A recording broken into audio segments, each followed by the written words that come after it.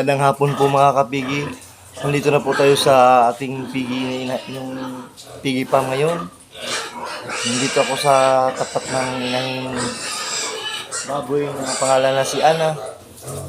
At pagpasensya na po nung nakaraang taon na hindi po ako nagpatuloy ng pag-vlog ko kasi nag-ano ko ng jeep dati, nagmamasada ako, nag-arkila ako ng jeep papuntang town biyaheng Iligan City.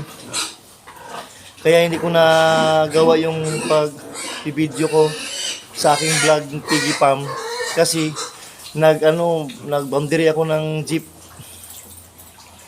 Namasada ko sa town namin.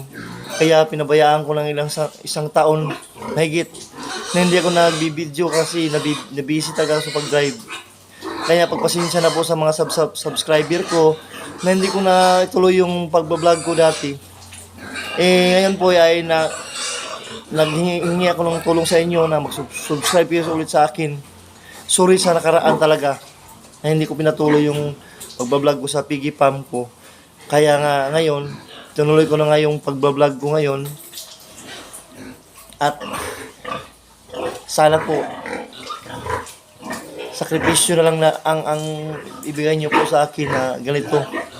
Kailangan talaga tayong magsikap, magpawis. Kagaya ngayon, pinawisan ako sa paglilinis ng inahin kasi naliligo po sila ng dumi nila.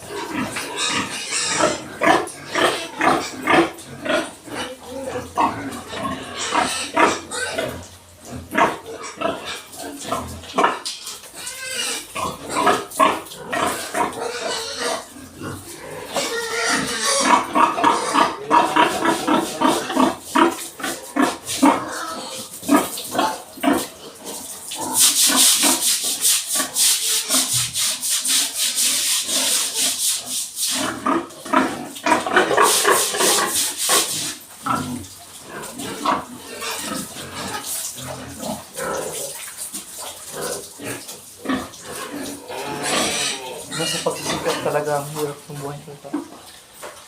Pag hindi ka umilos, hindi mo ka maabot mo din na pangarap mo.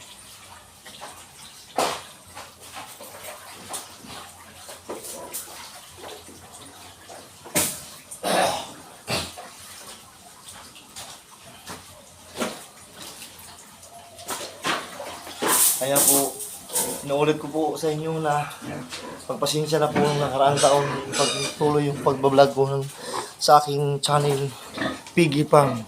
Maraming salamat!